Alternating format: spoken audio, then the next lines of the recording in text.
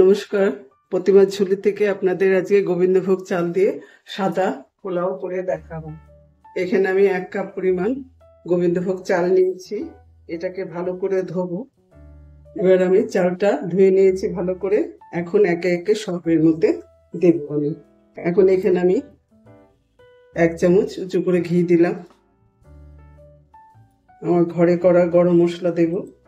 এই ছোট টিস্পুনে 1.5 টিস্পুন দিলাম। এটার মধ্যে আমার শুধু দারচিনি আর এলাচ রয়েছে। এখানে আমি 3 চামচ চিনি দিয়ে দেব। এখানে আমি পরিমাণ মতো এটা নুন দিলাম, এইটুকু লাগবে, 1 টিস্পুন দিলাম নুন। আর এখানে একটু গোলমরিচের গুঁড়ো দেব, 1/2 টিস্পুন। এটাও গোলমরিচের গুঁড়োটা আমার ঘরে করা। এবার আমি আদা বাটা দিয়ে দেবো 1 চামচ। আদা বাটা দিলাম 1 চামচ, আর দেবো না। এবার এটাকে একটু ভালো করে মেখে নেব। এটা আমি ভালো করে মেখে রাখি। কুকারটা বসিয়ে দিয়েছি, কুকারটা গরম হয়ে গেছে। এখানে আমি সাদা তেল দিয়ে দিলাম 3 পলা সাদা তেল দিলাম। 1 টিস্পুন ঘি দিয়ে দিলাম। এবার এখানে আমি ফোড়নে দিয়ে দেব জায়ফল একটু ভেঙে নিয়েছি, 4টা ছোট এলাচ ফাটিয়ে নিয়েছি, একটু দারচিনি আছে, 2টো তেজপাতা ছিঁড়ে নিয়েছি, এখানে একটু জয়িত্রী গুঁড়ো করে নিয়েছি, এখানে 5-6টা লবঙ্গ। এগুলো সব আমি ফোড়নে দিয়ে দিলাম। একটু কম আছে এটা ভেজে নেব। যখন ভালো গন্ধ বেরোবে তখন আমি এর মধ্যে একে একে এখানে আমি 1 মুঠো কাজু আর 1 মুঠো কিশমিশ আছে। আগে কাজুটা ভেজে নেব, মিডিয়াম আছে ভাজবো।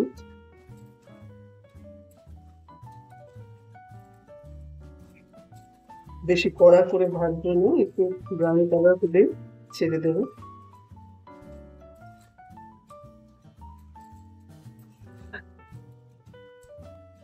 বেশ ভালো গন্ধ বেরিয়েছে। এবার আমি কিশমিশটা দিয়ে দেবো। 1 মুঠো কিশমিশ, 1 মুঠো কাজু এই দিয়ে দিলাম।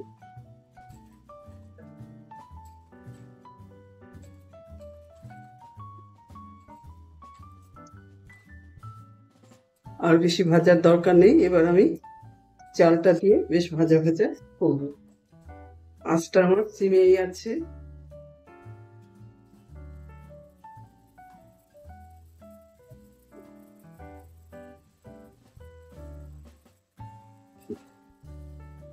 এবার ভালো করে একটু ভেজে নিই।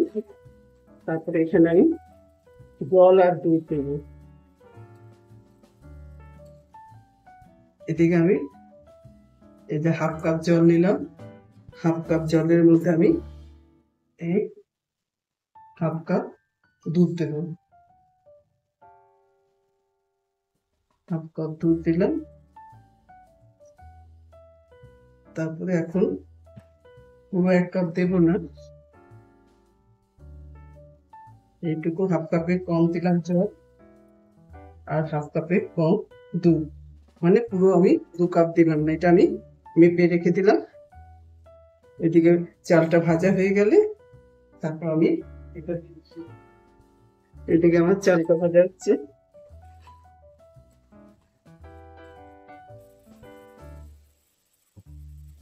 চালটা একটু ভালো করে ভাজলে পোলাওটা তাহলে গাছ ঝরে আসবে। আমার ভাজা হয়ে গেছে, উষ্টা কমিয়ে দিলাম। এবার আমি এই যে দুধ আর জলটা মেপে রেখেছি এটা আমি দিয়ে দিলাম। দিয়ে এই অবস্থায় নুন মিষ্টিটা দেখে নিতে হবে। আঁচটা কমানো আছে।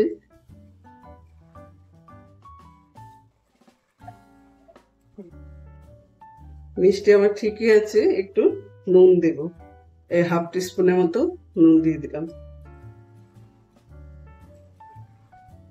সামান্য একটু বাটিটা ধুয়ে জল দিয়ে দিলাম, সামান্য।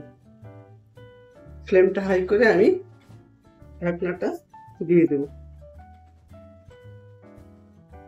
একটা সিটি দেবো না, সিটিটা দেওয়ার আগে অফ করে দেবো। তখন এখান থেকে শস্য শব্দ হবে, তখনই অফ করে দেবো, না হলে নিচে লেগে যাবে, খেতে ভালো লাগবে না। এই যে সিটি পড়ার আগে অফ করে দেবো। এই যে শস্য করে হচ্ছে, এখনই অফ করে দেবো।